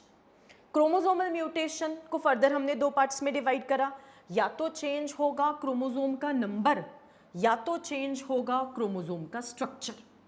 अगर चेंज हो रहा है क्रोमोसोम का नंबर तो मेरे पास 2 बातें हैं, one is aneuploidy and second is polyploidy. Mutation 2 भाग, क्रोमोसोम का स्ट्रक्चर चेंज होगा या फिर क्रोमोसोम का नंबर चेंज होगा। क्रोमोसोम का नंबर में 2 बातें, एन्यूप्लॉइडी, पॉलीप्लॉइडी। ध्यान से, ये मैंने बनाया diploid set of chromosomes. Diploid set of chromosome मतलब एक सेट ऑफ क्रोमोसोम या दो कॉपीज में, दो कॉपीज में। ध्यान से देखना, अब अगर इन दो सेट्स में से कोई एक क्रोमोसोम का नंबर बढ़ जाए, बाकी पूरा सेट सेम है, कोई एक क्रोमोसोम का नंबर बढ़ गया या कोई एक क्रोमोसोम का नंबर घट जाना, दैट इज एडिशन या फिर deletion of one or more chromosomes from diploid set of chromosomes. Diploid set of chromosome में से कोई एक या एक से ज्यादा क्रोमोसोम का ऐड होना या डिलीट होना, उसे क्या कहा जाता है? एन्यूप्लॉइडी। यहाँ सेट नहीं चेंज होंगे, सेट दो ही रहेंगे, दो सेट ऑफ क्रोमोसोम्स ही हैं, बट कोई एक या दो क्रोमोसोम्स का नंबर बढ़ जाना या घट जाना, दैट इज कॉल्ड एन्यूप्लॉइडी, जो होती है बिकॉज ऑफ नॉन डिसजंक्शन। अभी जानेंगे। पॉलीप्लॉइडी में हमारे पास क्या हो रहा है? क्रोमोसोम्स का नंबर बढ़ेगा, लेकिन कोई एक या दो क्रोमोसोम का नंबर बढ़ेगा या पूरे के पूरे सेट का? पूरे के पूरे सेट का। अब मैंने यहाँ दिखाया है सिंपल करके कि एक सेट में 3 क्रोमोसोम हैं, तो यहाँ पर पूरा का पूरा सेट इंक्रीज होगा। तो ये क्या हो गया? 2x। क्रोमोसोम्स का नंबर बढ़ेगा, एक या दो क्रोमोसोम्स का नंबर बढ़ेगा या in a multiple of basic set of chromosomes, in a multiple of basic set of chromosome. कोई एक आधे क्रोमोसोम का नंबर बढ़ेगा या पूरा का पूरा सेट? पूरा का पूरा सेट। इस कंडीशन को क्या कहा जाता है? पॉलीप्लॉइडी। और अगर वन और मोर क्रोमोसोम का नंबर घटना या बढ़ना, एडिशन या डिलीशन डिप्लॉयड सेट में से, उसे क्या कहा जाता है? एन्यूप्लॉइडी। एन्यूप्लॉइडी का कारण क्या है भाई? Non disjunction. अब नॉन डिसजंक्शन समझना एनसीईआरटी ने बताया है, तो ध्यान से देखो। नॉन डिसजंक्शन को समझने के लिए पहले हमें नॉर्मल समझना पड़ेगा, डिसजंक्शन किसे कहा जाता है। यहाँ पहले हम समझते हैं डिसजंक्शन। डिसजंक्शन का मतलब क्या है? जंक्शन मतलब वो पॉइंट जहां दो ट्रेन मिल रही है। डिसजंक्शन मतलब अलग अलग होना, दो क्रोमोसोम्स का अलग अलग होना, उसे क्या कहा जाता है? डिसजंक्शन। एंड नॉर्मली डिसजंक्शन होती है। मियोसिस 1 में दो होमोलोगस क्रोमोसोम्स एक दूसरे से अलग होते हैं। 1 1 से अलग होगा, 2 2 से अलग होगा। अब अगर 1 1 से अलग हो रहा है तो एक सेल में क्या जाएगा? 1, दूसरे सेल में क्या जाएगा? 1'। 2 2 से अलग हो रहा है, नॉर्मल डिसजंक्शन हो रही है। मियोसिस 2 में किसकी डिसजंक्शन होगी? सिस्टर क्रोमेटिड्स की। अब इस क्रोमोसोम नंबर 1 की जो दो सिस्टर क्रोमेटिड्स हैं, ये एक दूसरे से अलग होंगी। 1 1 से अलग होगी, 2 2 से अलग होगी। एंड फाइनली जो मेरे पास गैमीट्स बनेंगे, उसमें chromosome number 1 single copy, chromosome number 2 single copy, 1 single copy, 2 single copy. तो गैमीट्स मेरे पास क्या बनेंगे? हैप्लॉइड, जहां number of chromosome parent cell के जितने होंगे या उससे आधे आधे, नंबर भी हाफ हो जाएगा एंड कंटेंट भी हाफ हो जाएगा। बट अगर सेल में क्रोमोसोम अलग अलग ना हो, नॉन डिसजंक्शन, डिसजंक्शन मतलब अलग अलग होना, नॉन डिसजंक्शन मतलब ना अलग हो पाना, और यहां हमने नॉन डिसजंक्शन दिखाई है मियोसिस 1 पर। मियोसिस 1 पर नॉर्मली दो होमोलोगस क्रोमोसोम्स एक दूसरे से अलग होते हैं। अब यहां दो होमोलोगस क्रोमोसोम 1 और 1' तो एक दूसरे से अलग हो गए, बट 2 और 2' अलग हुए या इकट्ठे आ गए? इकट्ठे आ गए, एक साथ आ गए। अब इस सेल में जहां 2 और 2' को अलग होना चाहिए था, वो हुआ या नहीं हुआ? अलग हुए या नहीं हो पाए? नहीं हो पाए, that is called non disjunction. अब अगर मैं इस सेल पे फोकस करूं, मेरे पास यहाँ क्रोमोसोम नंबर 1 सिंगल कॉपी, लेकिन क्रोमोसोम नंबर 2 2 कॉपीज। अब मियोसिस 2 में क्या होना है? सिस्टर क्रोमेटिड्स की सेग्रीगेशन, वो यहाँ नॉर्मल हो रही है। अब देख सकते हैं क्रोमेटिड 1 1 से अलग हो रही है, क्रोमेटिड 2 2 से अलग हो रही है, क्रोमेटिड 2' से अलग हो रही है। बट फाइनली जो मेरे पास गैमीट बन रहा है, उसमें chromosome number 1 single copy, chromosome number 2 and chromosome number 2'। But normal gamete कैसा था? Chromosome number 1 single copy, chromosome number 2 single copy. यहाँ क्या है? Chromosome number 1 single but 2 double. तो n गैमीट बन रहा है या n+1? n+1। और जो बाकी गैमीट बनेंगे वो कैसा बनेगा? n-1। यही नॉन डिसजंक्शन मियोसिस 2 के लेवल पे भी हो सकती है।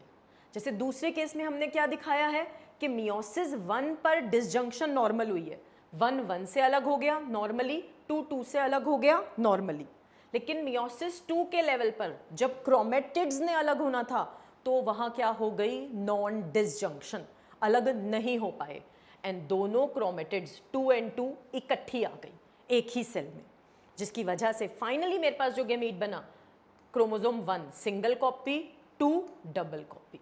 नॉर्मल एन से कंपेयर करो, जहां chromosome 1 and 2 single single copy, यहाँ सिंगल कॉपी में है या एक डबल हो गया, एक डबल। इसे कहा जाता है नॉन डिसजंक्शन, जो मियोसिस 1 पे भी हो सकती है, मियोसिस 2 से भी हो सकती है, जिससे finally instead of normal N gametes कैसे बनते हैं, n+1 n-1।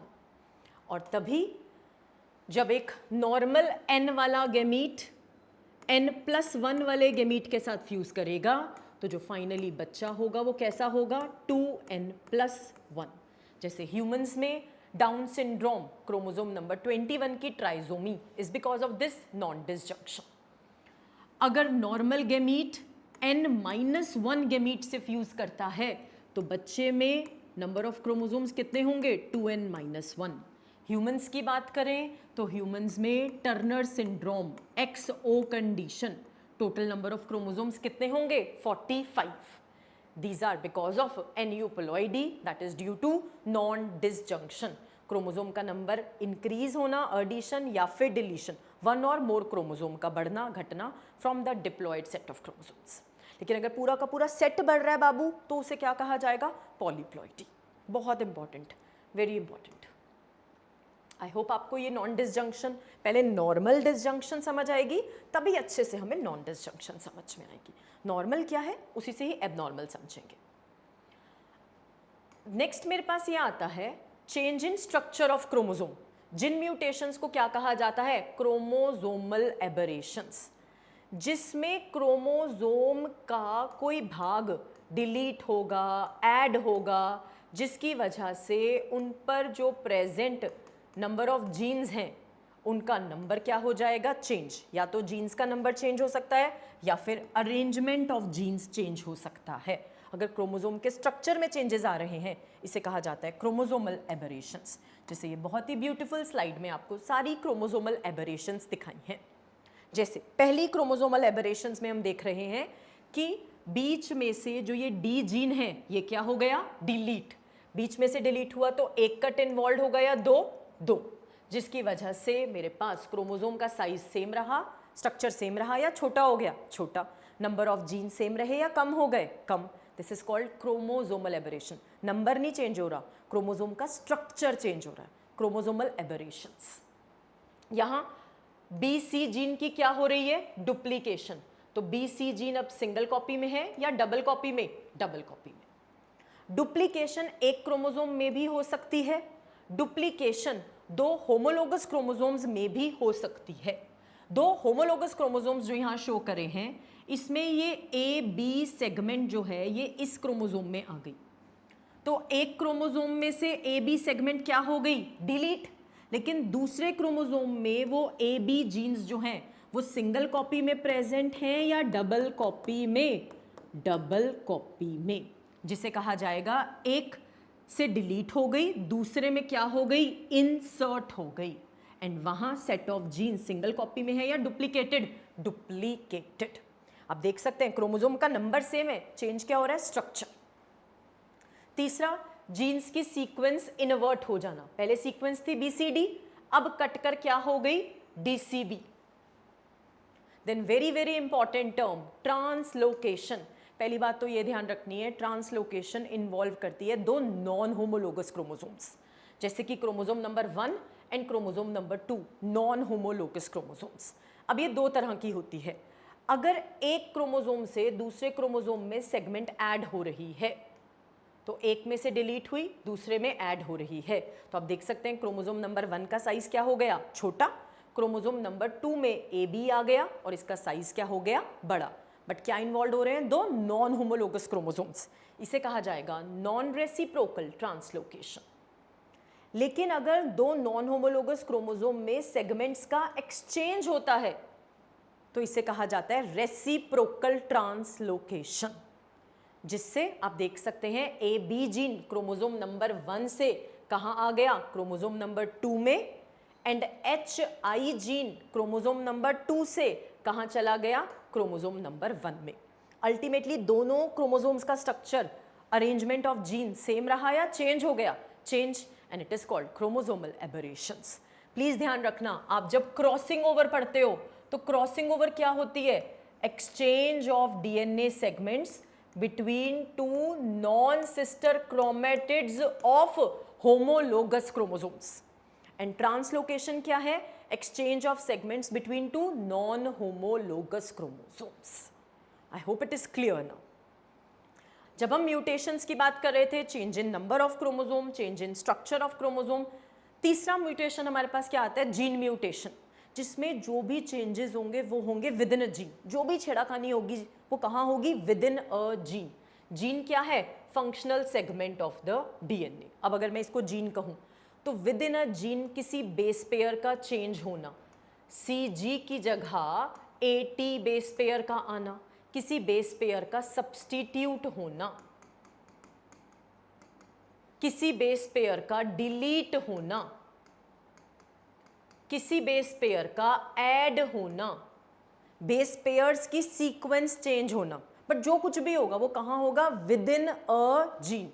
कोई एक बेस पेयर चेंज हो जाएगा, कोई एक बेस पेयर ऐड हो गया, कोई एक बेस पेयर डिलीट हो गया, एक से ज़्यादा बेस पेयर्स में भी चेंज हो सकता है, एक बेस पेयर की जगह कोई और बेस पेयर आ गया, बट जो कुछ भी होगा that will happen within a gene. अगर within a gene mutation हो रही है उसे कहा जाता है जीन म्यूटेशन। और जीन म्यूटेशन की वजह से जो डिसऑर्डर्स आते हैं उन डिसऑर्डर्स को हम नाम देते हैं मेंडेलियन डिसऑर्डर्स, क्योंकि ये डिसऑर्डर्स, ये जीन्स मेंडेलियन इनहेरिटेंस को फॉलो करते हैं, मेंडेलियन प्रिंसिपल्स को फॉलो करते हैं। एंड ऑब्वियसली जीन्स हमारे ऑटोजोम्स पे भी हैं, सेक्स क्रोमोसोम पे भी हैं, तो ये म्यूटेशन ऑटोजोमल भी हो सकती है, सेक्स लिंक्ड भी हो सकती है, डोमिनेंट भी हो सकती है, रिसेसिव भी हो सकती है। इन डिसऑर्डर्स को मेंडेलियन डिसऑर्डर्स कहा जाता है, जिन्हें स्टडी हम करते हैं थ्रू पेडिग्री एनालिसिस। अब बड़ा इंपॉर्टेंट क्वेश्चन आ जाता है, डाउन सिंड्रोम, टर्नर सिंड्रोम, उन्हें आप पेडिग्री एनालिसिस से स्टडी नहीं कर सकते, वो किसकी वजह से हैं, due to aneuploidy. Chromosomal aberrations को आप इससे नहीं स्टडी कर सकते। पेडिग्री एनालिसिस से सिर्फ आप किनको स्टडी करोगे, वो डिसऑर्डर्स जो अराइज होते हैं due to mutation within a gene.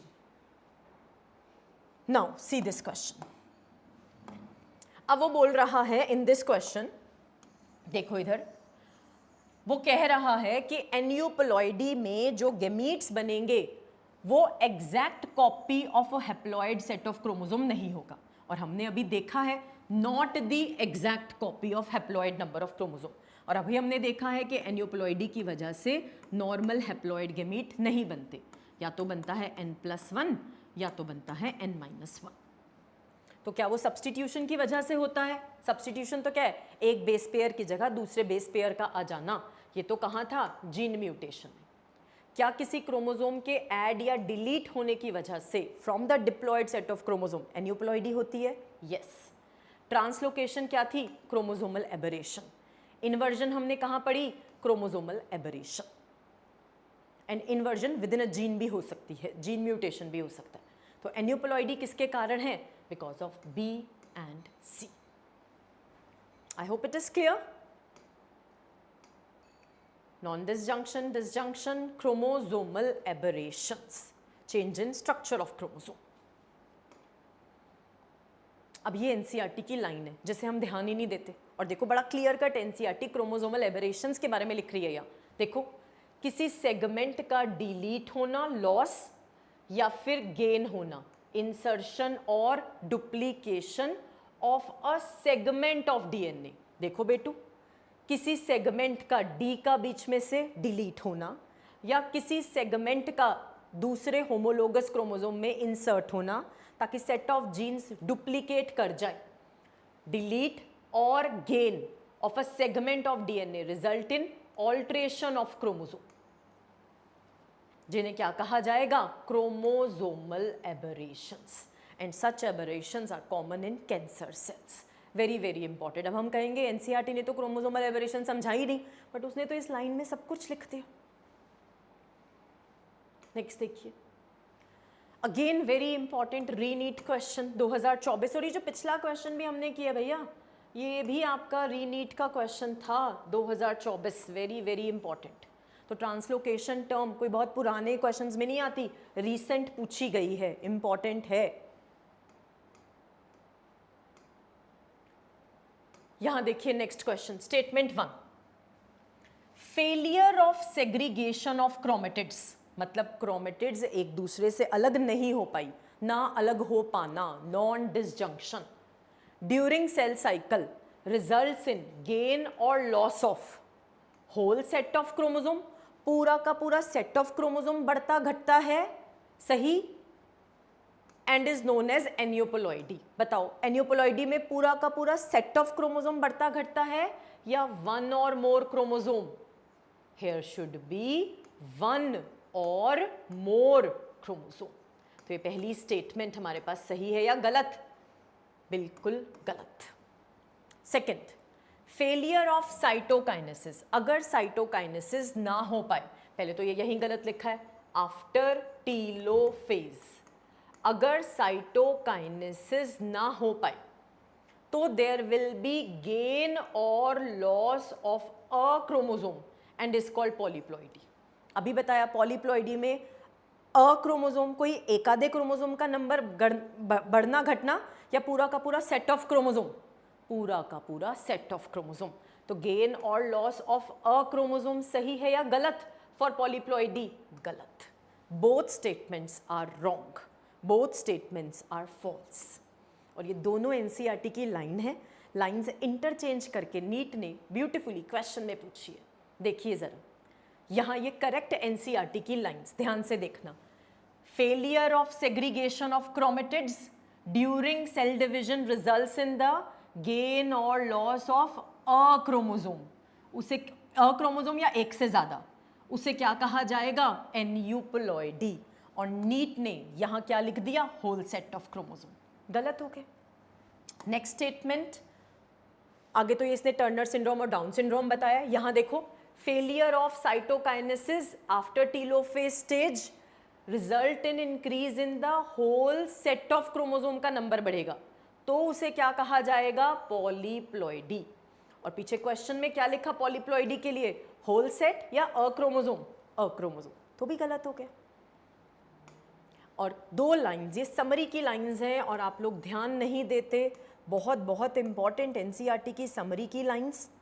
Polyploidy के लिए क्या कहा गया? It involves the change in whole set of chromosome. और एन्यूप्लॉइडी में it involves the change in subset of chromosome. Chromosome का नंबर पूरा का पूरा चेंज होगा या a part of chromosome number? A part of chromosome number. Subset of chromosome number is aneuploidy. बहुत बहुत इंपॉर्टेंट। अब नेक्स्ट क्वेश्चन जो है बच्चे हमारा, that is of Hardy Weinberg equilibrium के बेसिस पर, हार्डी वेनबर्ग प्रिंसिपल के आधार पर।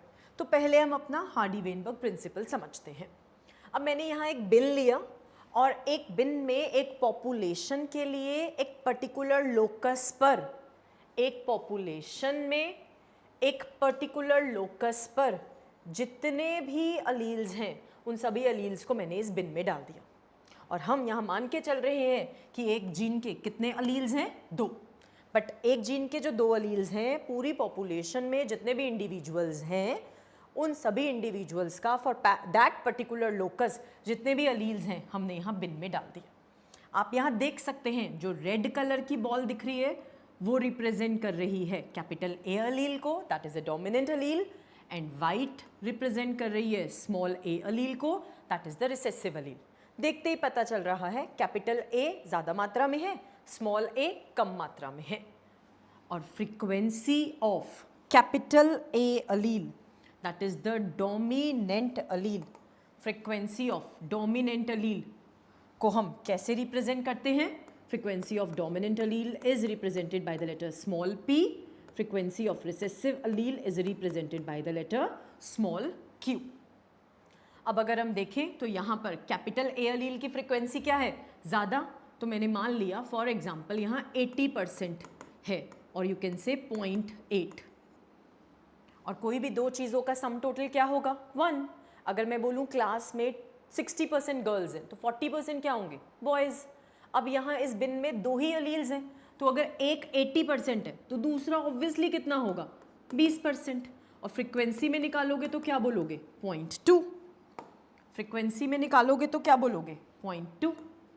तो here frequency of capital A allele is represented by the small p, frequency of small a allele is represented by the small q, and sum total of alleles at a particular locus in a population is equals to 1।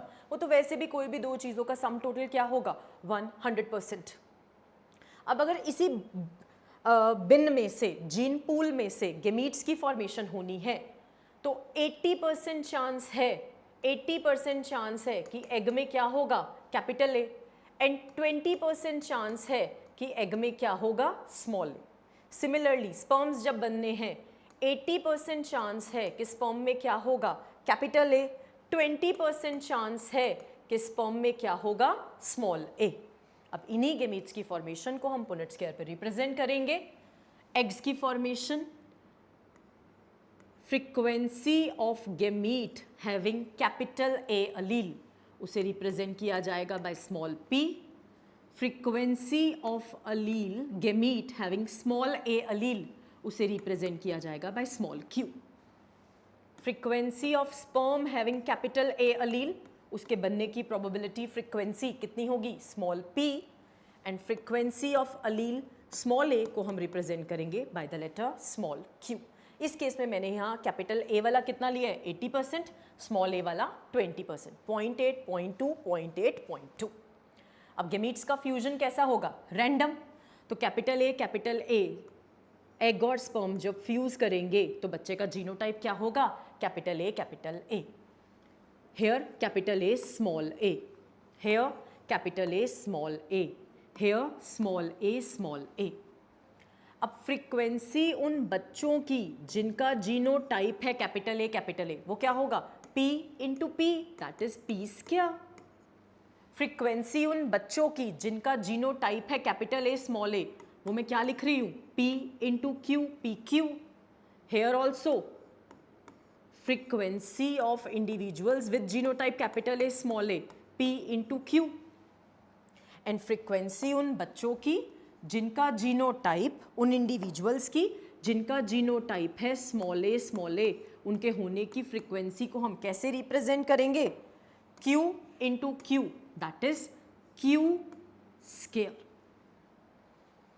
तो frequency उन individuals की जिनका genotype है capital A, वो हमारे पास क्या हो गया, P स्क्वायर।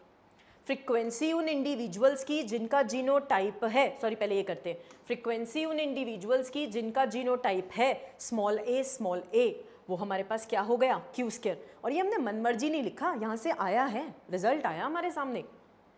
अब फ्रीक्वेंसी उन इंडिविजुअल्स की जिनका जीनोटाइप है कैपिटल ए स्मॉल ए, यहाँ दो पॉसिबिलिटीज़ हैं।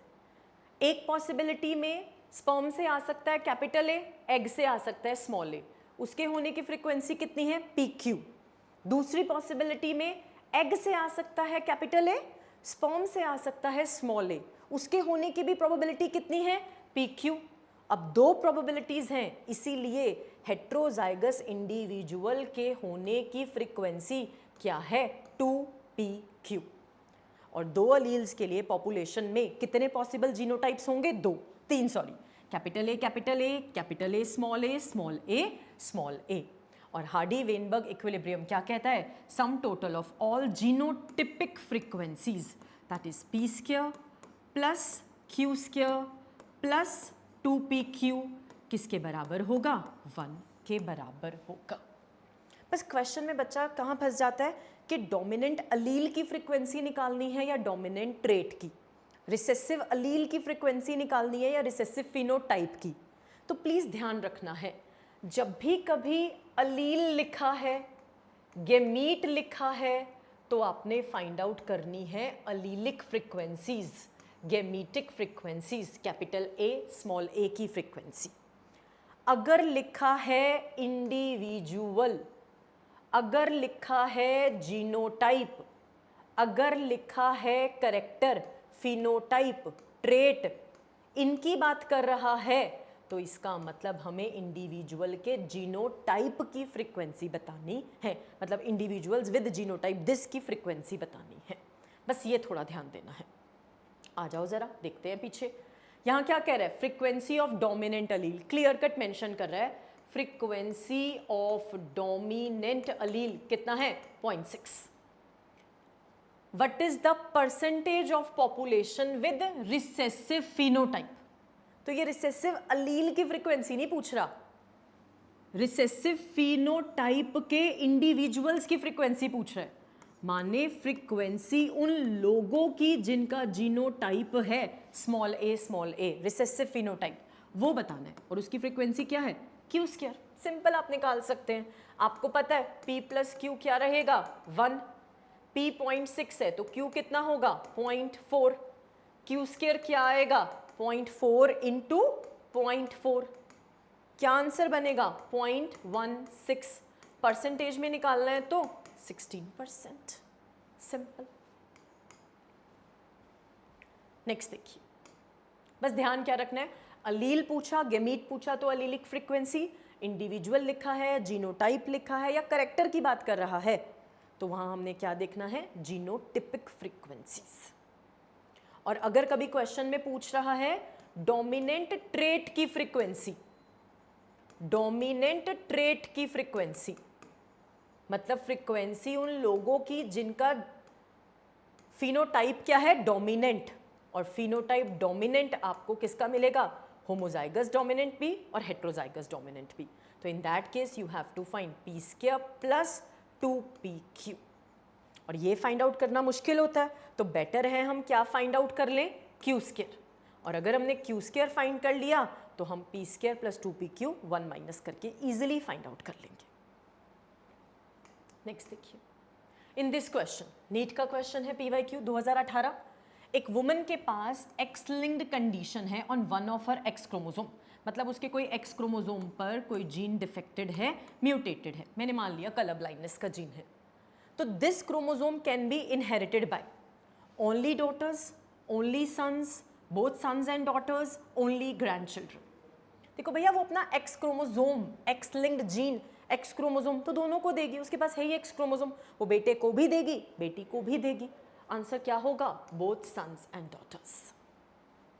नेक्स्ट देखिए, how many of the following statements are correct. सबसे पहला, phenylketonuria is an inborn error of metabolism.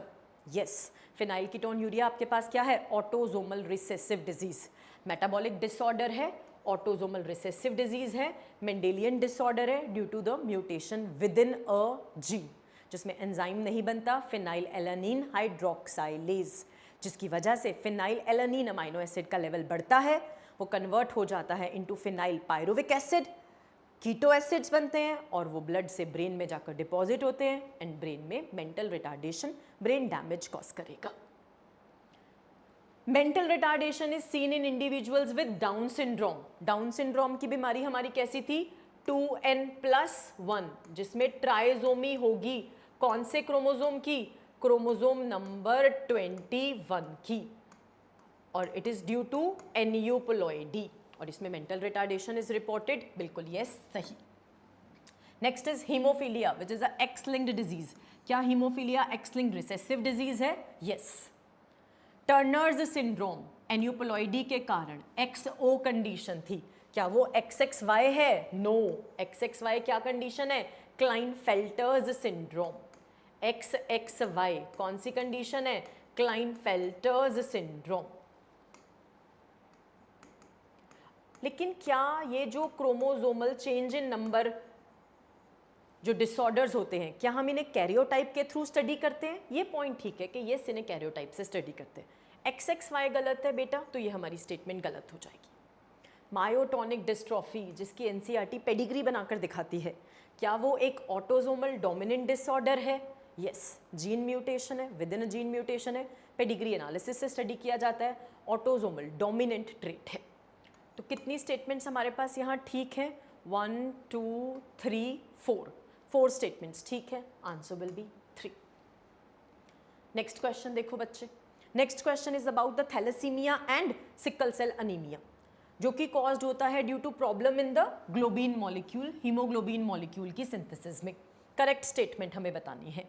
वो कह रहा है क्या ये दोनों क्वालिटेटिव डिफेक्ट्स हैं, क्या ये दोनों क्वांटिटेटिव डिफेक्ट्स हैं, क्या सही है इनमें से। तो थोड़ा पहले जान लेते हैं दोनों के बारे में।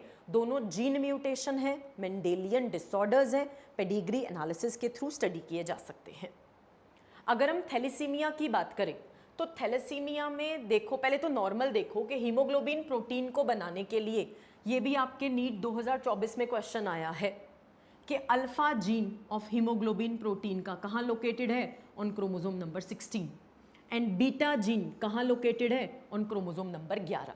हमें पता है एक नॉर्मल हीमोग्लोबिन में 2 अल्फा चेन्स होती हैं, 2 बीटा चेन्स होती हैं, और अल्फा चेन्स को बनाने के लिए ये 2 क्लोजली लिंक्ड जीन्स हैं, and these 2 closely linked genes are located on chromosome number 16। A1 and A2 2 closely linked genes, ये मिलकर क्या बनाएगा, alpha chain, alpha chain.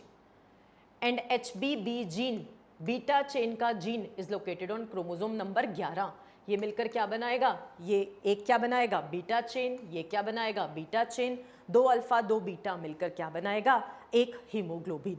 This is normal haemoglobin की सिंथेसिस। अब थैलेसीमिया में क्या होता है, it is called quantitative blood related disease.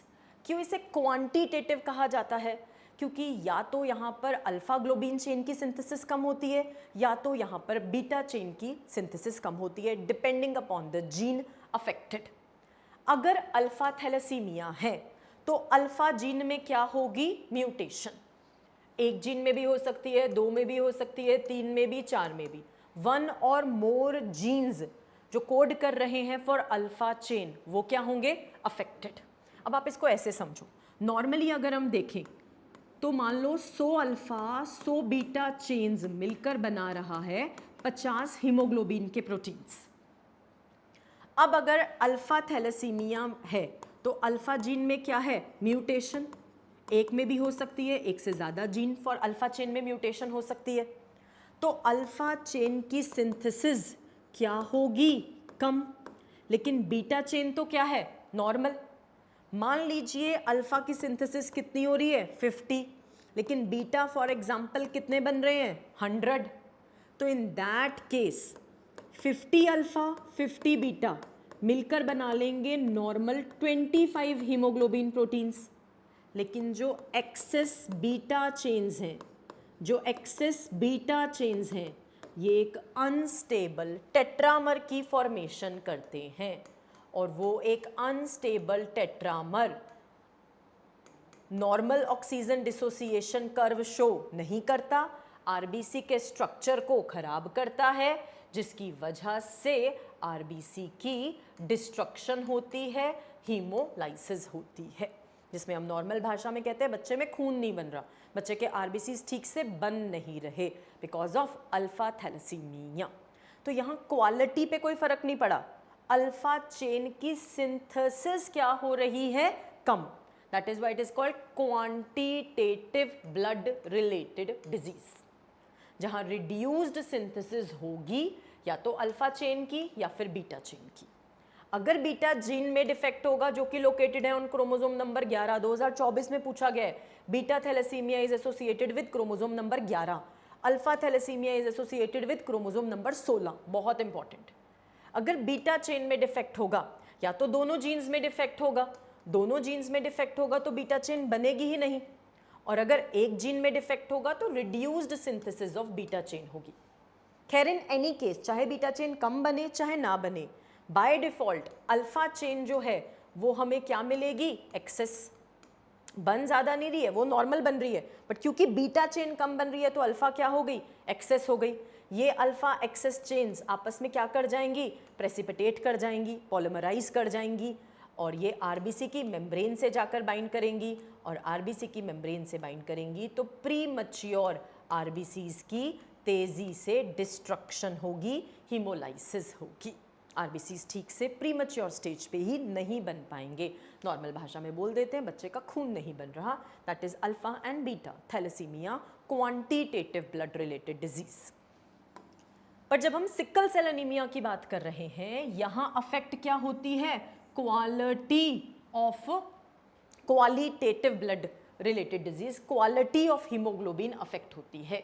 यहाँ हीमोग्लोबिन ठीक बनता है या incorrectly functional haemoglobin, incorrectly functional. यहाँ डिफेक्ट किस में आता है, बीटा जीन में डिफेक्ट आता है, और बीटा जीन में डिफेक्ट आ रहा है तो आप समझ सकते हैं बीटा जीन कहाँ लोकेटेड है, क्रोमोसोम नंबर 11 पे। बड़ा इंपॉर्टेंट है, with in a gene mutation है, विद इन अ जीन, तो इसे क्या नाम दिया जाएगा, जीन म्यूटेशन। इस जीन म्यूटेशन में मात्र एक बेस पेयर का चेंज होता है। नॉर्मल हीमोग्लोबिन जीन में यहाँ क्या है, AT बेस पेयर, और यहाँ AT की जगह क्या हो गया, TA बेस पेयर। एक बेस पेयर चेंज हुआ है, सब्स्टिट्यूट हुआ है, और जब भी एक बेस पेयर चेंज होगा तो उस म्यूटेशन को टू बी स्पेसिफिकली क्या नाम दिया जाता है, पॉइंट म्यूटेशन। अपने आप में बहुत बड़ा क्वेश्चन बनता है।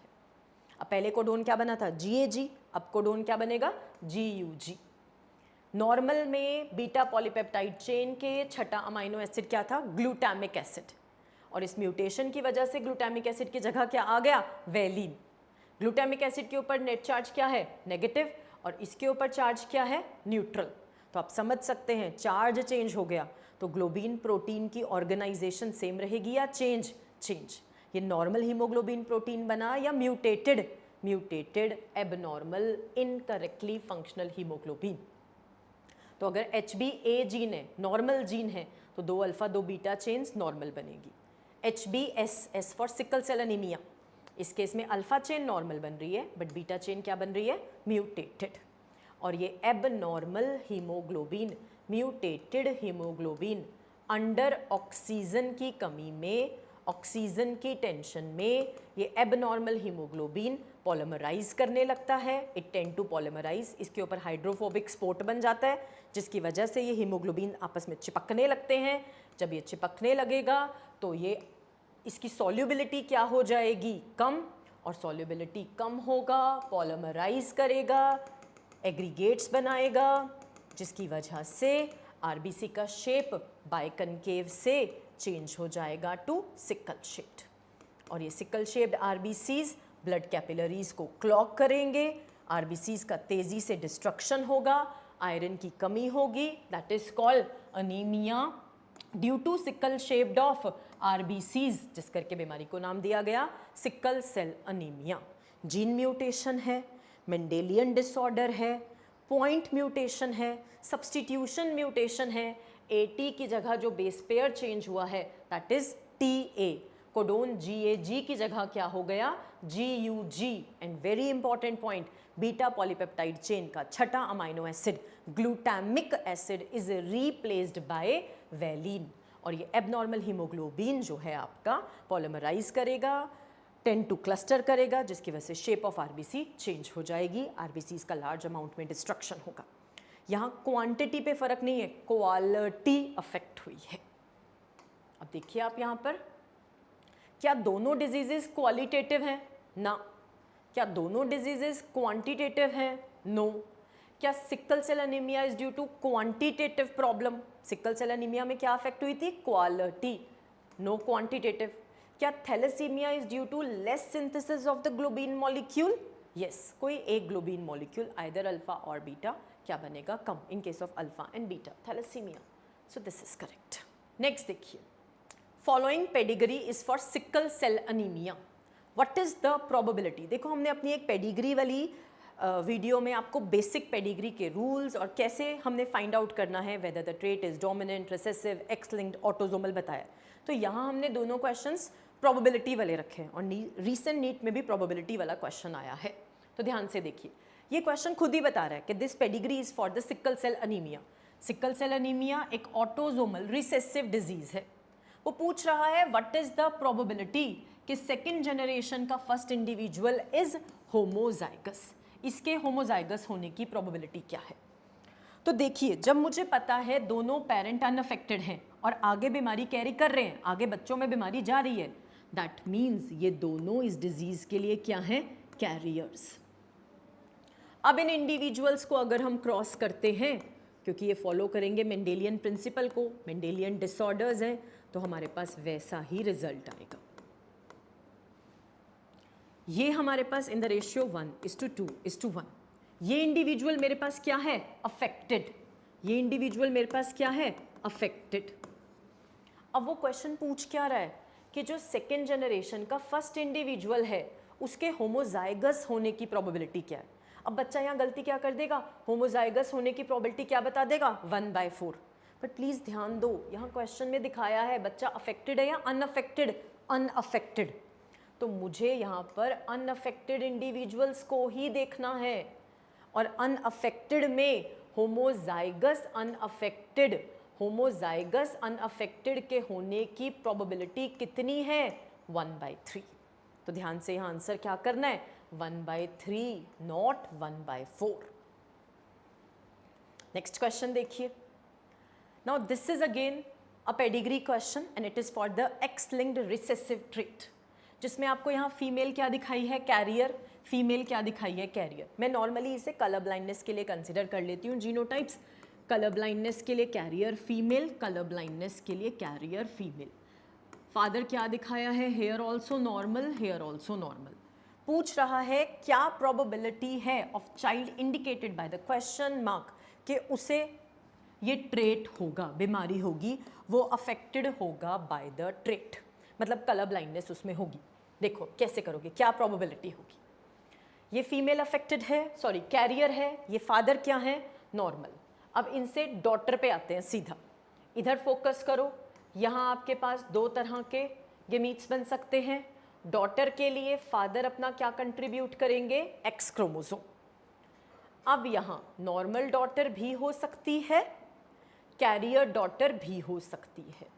नॉर्मल डॉटर भी हो सकती है, कैरियर डॉटर भी हो सकती है। तो अमंग डॉटर्स, ये तो उसने बता दिया बेटी है, ये मुझे फाइंड आउट नहीं करना कि बच्चा बेटा है या बेटी, वो तो क्वेश्चन बता रहा है ये बेटी है। अमंग बेटी अफेक्टेड होने की प्रोबेबिलिटी तो 0 है, बट कैरियर होने की प्रोबेबिलिटी कितनी है? 50%, 1/2। तो मैं इसे यहाँ मान लेती हूँ कि ये क्या है? कैरियर। बट कैरियर होने की प्रोबेबिलिटी कितनी है? 1/2, 50%। यहाँ मदर पक्का पक्का क्या गिवन है? कैरियर। और सन क्या है यहाँ? नॉर्मल। और यहाँ कैरियर मेल हो भी नहीं सकता क्योंकि X-linked रिसेसिव डिजीजेज में या तो मेल अफेक्टेड होगा या तो मेल नॉर्मल होगा। अब अगर हम इन दो पेरेंट्स का क्रॉस करवाएं तो इनके बच्चे के अफेक्ट होने के चांसेस कितने होंगे? हम ये क्रॉस बना लेते हैं। Carrier mother, normal father. Gametes draw करते हैं। Carrier daughter, normal daughter, affected son, normal son. तो यहाँ आप देखो उसने चाइल्ड बोला है, सिर्फ चाइल्ड, कोई सन या डॉटर, मेल फीमेल कुछ नहीं बोला। तो पूरी प्रोजनी में से देखा जाएगा, पूरी प्रोजनी में से अफेक्टेड चाइल्ड के होने की प्रोबेबिलिटी कितनी है? 1/4। बट ध्यान से, अभी इतनी जल्दबाजी में आंसर नहीं करना, ध्यान से सुनो। इसके होने की प्रोबेबिलिटी कितनी है? 1/4। लेकिन ये बच्चा तभी पैदा होगा जब ये मदर क्या होगी? कैरियर। यहाँ ये लड़की नॉर्मल भी तो हो सकती थी। अगर ये लड़की कैरियर है तभी ये बच्चा अफेक्टेड होगा। तो इस बच्चे के अफेक्टेड होने का जो चांस है वो इस पे डिपेंड करता है। तो फाइनल इस बच्चे के अफेक्टेड होने की प्रोबेबिलिटी हम कैसे कैलकुलेट करेंगे? इसकी प्रोबेबिलिटी 1/2 इंटू इसकी probability 1/4. It comes out to be 1/8. And here comes our answer 1/8. Okay? Next. Again NEET question, AIPMT 2014 का क्वेश्चन है। A man whose father was colorblind. एक मैन जिनके फादर क्या थे? Colour blind. उससे मैन को कोई फर्क नहीं पड़ेगा क्योंकि मैन ने फादर से एक्स क्रोमोसोम तो लेना नहीं।